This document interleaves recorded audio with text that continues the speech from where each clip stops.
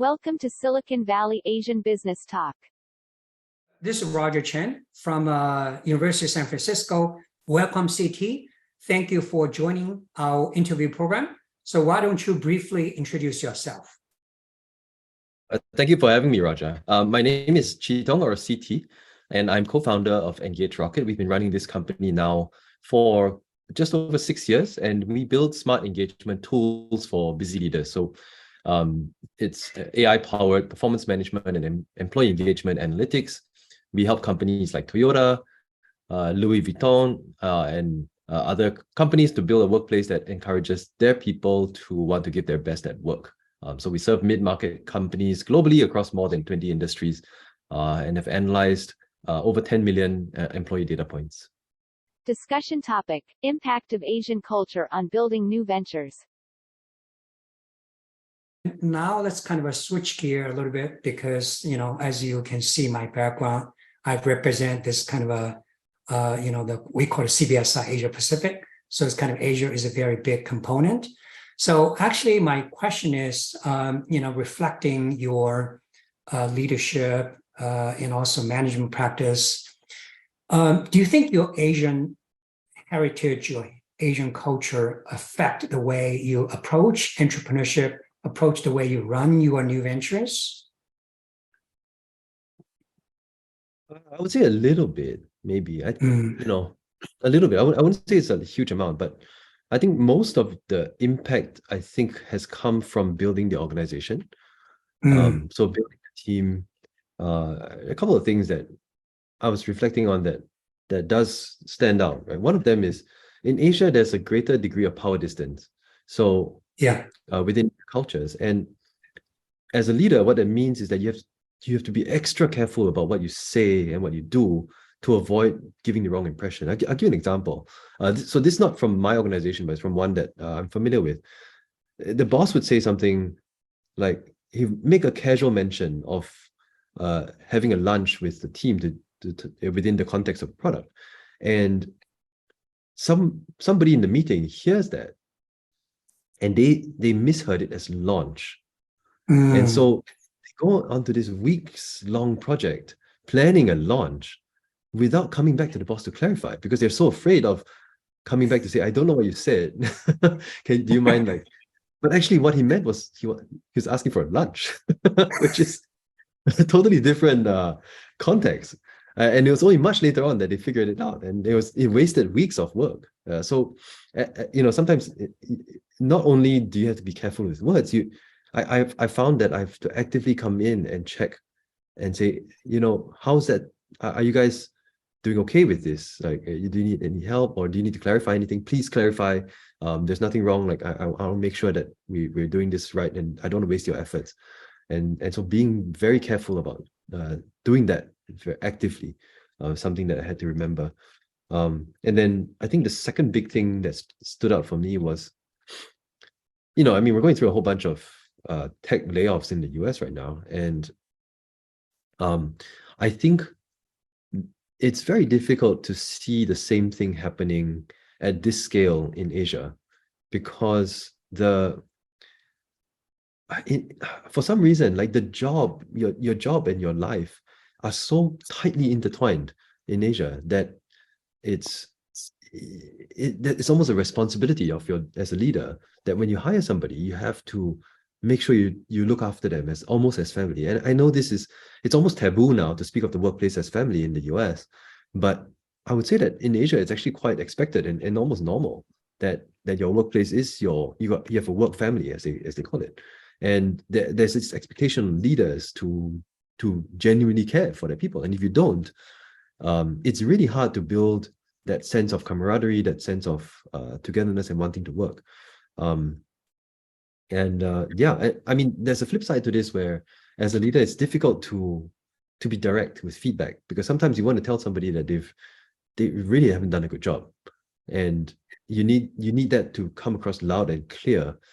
But at the same time, you want to make sure that they still feel like, okay, you screwed up on this project. It doesn't mean you're not part of the family, right? So you have to strike that balance a little bit more, I would say, as a leader in Asia. Yeah, I think these are very, very insightful because it also makes so much sense as the way you describe it. So that kind of naturally leads to, I think you already touched upon that, which is, as a successful Asian entrepreneur, at a kind of a broader perspective, what are the advantages and disadvantages of kind of Asian culture in helping entrepreneurs or business leaders? Because I also saw you are quite kind of active discussing the leadership issues.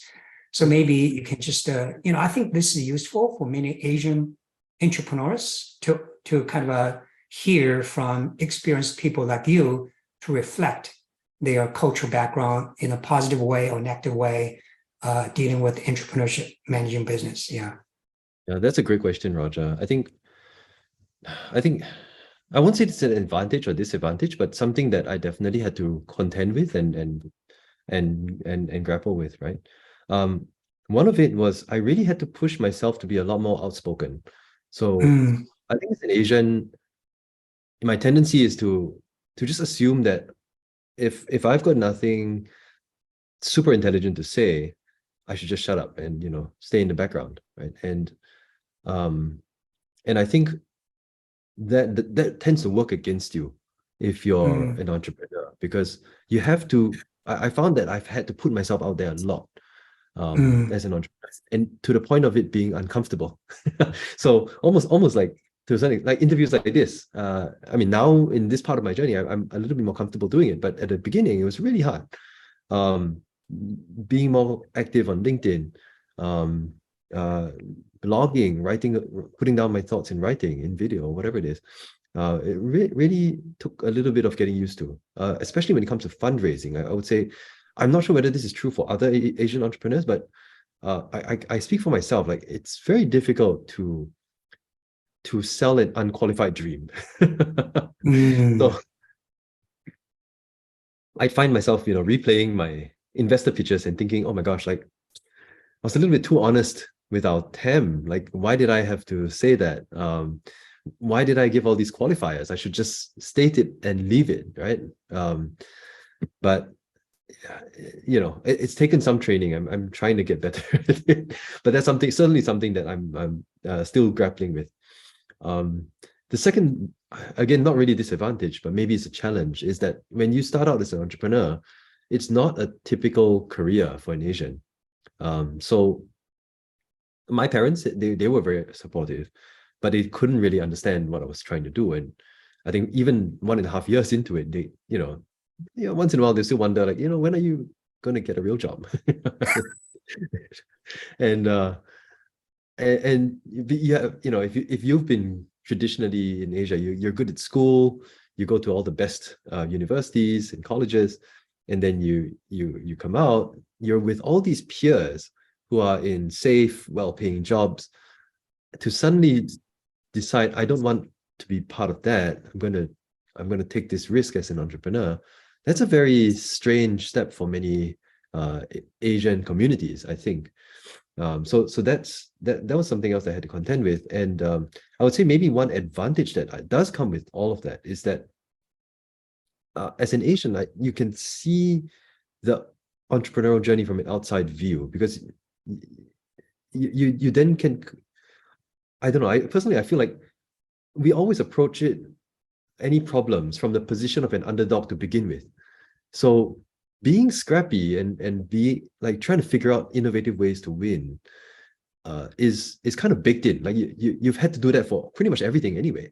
So this is not anything different from that. So that environment of extreme adversity, not to say that all Asians lead very challenged lives, but I feel like there's that fighting from the position of an underdog that maybe it's a little bit more familiar for Asian founders. So I mean, those are just three things that immediately popped to mind when you mentioned it. So could you elaborate when you say kind of a fighting or starting from the underdog perspective?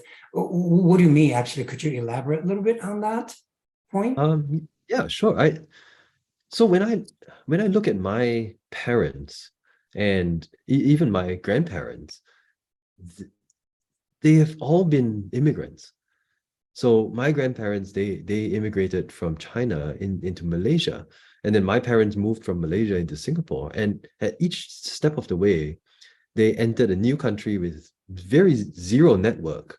And they had to kind of figure their way around. And there's a certain work ethic that comes with that, I guess. But over and above that, there's this hunger that I think they bring, right? And that's kind of baked into the I don't know whether it's a culture or genes, I'm not sure, but you just feel like you don't take things for granted. Like you don't assume that anyone's going to give you a free lunch. And you therefore are willing to put in what it takes to get that next step towards achieving whatever it is that your vision is. So I'm not sure. I mean, I wouldn't go as far as to say that no other culture has this, but I feel like there has been an advantage for me in my specific situation in being able to navigate some of the adversity that you would no doubt. I mean, it's unavoidable if you're in entrepreneurship. You are going to face adversity, and this has been one of the things that I think has allowed me to stay scrappy, stay hungry, and to keep fighting, right, even when the chips are down. Actually, that's very interesting, because when I heard you talking about underdog approach, my first impression was, oh, was that kind of a similar to your early point about the kind of a challenges of being Asian or Asian culture, which is not, I use a slightly different term called the confidence, because you mentioned, as a new entrepreneur, a lot of Asian entrepreneurs, they don't have this kind of confidence, just a sell unrealistic dream. But as I hear you explaining it, now you see that as a positive thing, right? Just the underdog position is a positive thing.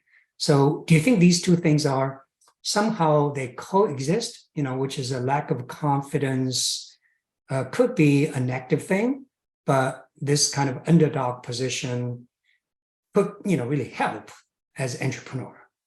Yeah, actually, as you're talking, it reminded me of Andy Grove. He was the third CEO of Intel, and he was an immigrant leader as well. And he wrote the book, Only the Paranoid Survive. And to a certain extent, this is the same ethos, right? Because you're always worried that someone's out there to get you. I mean, not in a bad way, right? But you're always worried and looking over your back, wondering where's my next deal going to come from? Where's my next sale going to come from? I need to figure it out. And that, I think that mentality pushes you to do what needs to be done to make it happen. Yeah, more resilient in the sense, right? That's good. Thank you for watching.